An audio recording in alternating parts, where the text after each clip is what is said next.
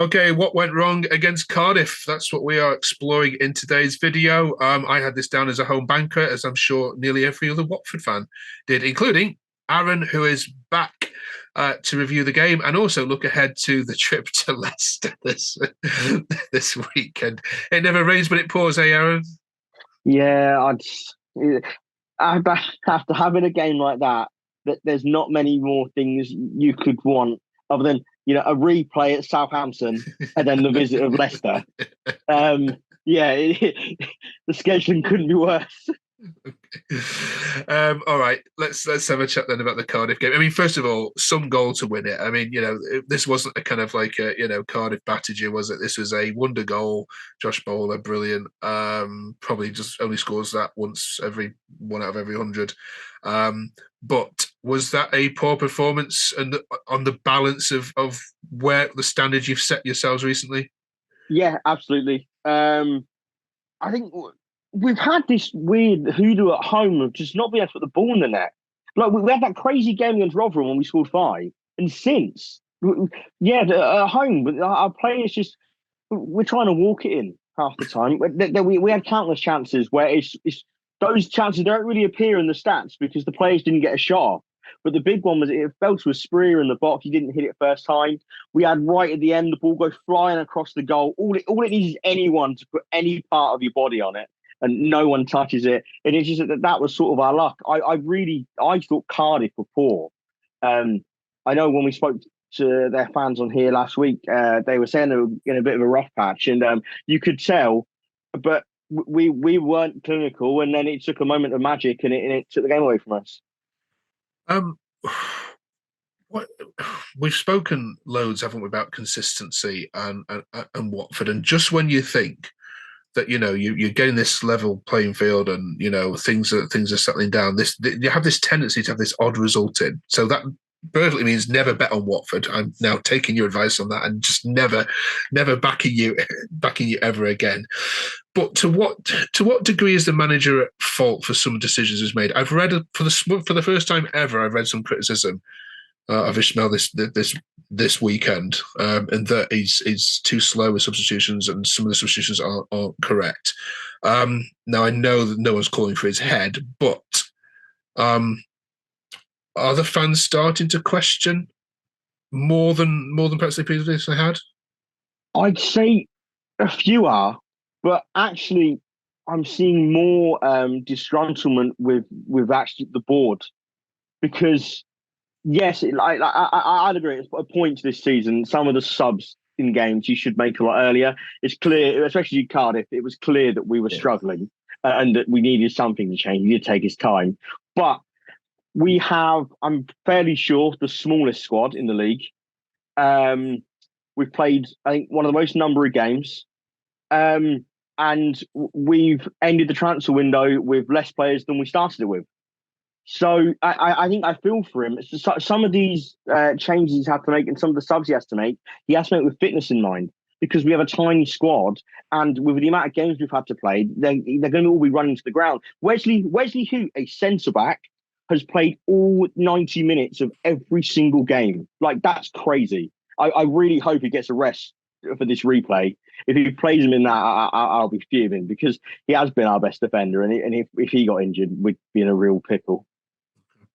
On the back of that, let's have a look at your transfer dealings then, with the window closed. First of all, players going out. Reece Healy going to Huddersfield, was that a surprise or not? Surprising the fact it come out of nowhere. And like I said, we're already a small squad. I didn't expect many outgoings. But with the money that they paid us for him, I can see why the club took it because I think all of us, we were crying out for him to play, and then we finally got some games, and it wasn't anything groundbreaking. I think when you're offered that kind of money in this league, you sort of just got to take it. Yeah, then he went and got injured in his his first game, and then I'm going to get these names wrong. Then Hurtado to Gillingham and Lauser to FC Lorient. I'm not going to pretend I know who they are, Aaron, but we're going to review all of them. So well. Actually, Imran Luz is an interesting one. He was one of our best players last season, and he got injured at Millwall and missed pretty much the rest of the season. He was also one of our better players in the campaign we were relegated from the Premier League. However, when Ishmael came in, he just seemed to fall out of favour. And since about October, November, he threw a bit of a wobbly, cryptic social media posts, stuff like that. So, although really looking at the start of the season, if you like, as Watford fans, when we looked at our team, we thought he was going to be a mainstay. We thought he'd run the midfield, and he probably our most valuable and our most talented player, but for whatever reason, it's just not worked out this season. So I'm not surprised to see him go on loan. There's no option to buy. So, I mean, either he can try and rejuvenate his Watford career next season, or we'll probably cash in on him. As for Hurtado, he's a young lad from Colombia that we signed a few years ago, and he's just got old enough to come to England. So we've now obviously loaned him out to a lower English club to try and get him used to English football, I guess. So it's a smart move there. Fair enough. And then the two ins then. So Emmanuel Dennis, which again was a surprise, as we spoke about last week, on loan from Forest. And then now Georgie Chakvetadze. How do you tell it? Chakvetadze. All right. What do we know about him?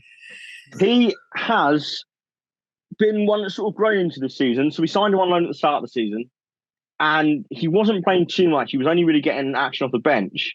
And then recently, he's sort of come into his own, and he looks more and more promising. He hasn't quite had the sort of direct goal contributions yet, but I mean, I was looking at sort of like his underlying stats, and I think on some sort of metrics, so to speak, he's actually one of the most creative players in the league. So I think we'll only see more from him, and I think it was quite good that we managed to tie him down on a permanent deal. I think it was a bit odd that we did it in January and didn't just wait for the end of the season. But hey ho. Okay, let's get some score predictions from you then.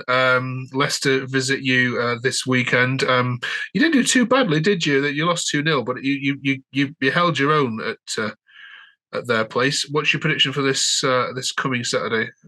I agree. I think when we went there, we set up a bit differently. We sort of went to frustrate them. We did frustrate them for a long time, and then we can see Vardy come on. We can see the first, and then we capitulated and got the red card. No, I mean, I think result-wise, I think we'll see a bit of the same.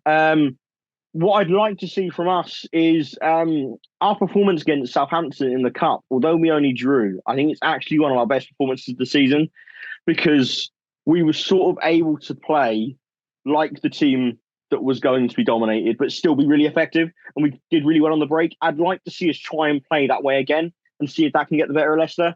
I don't think we will, but I mean, I just want to see a good performance, really. Yeah. Cool. So I'd probably say, I don't think they'll run away with it. I'll say 1-0 Leicester.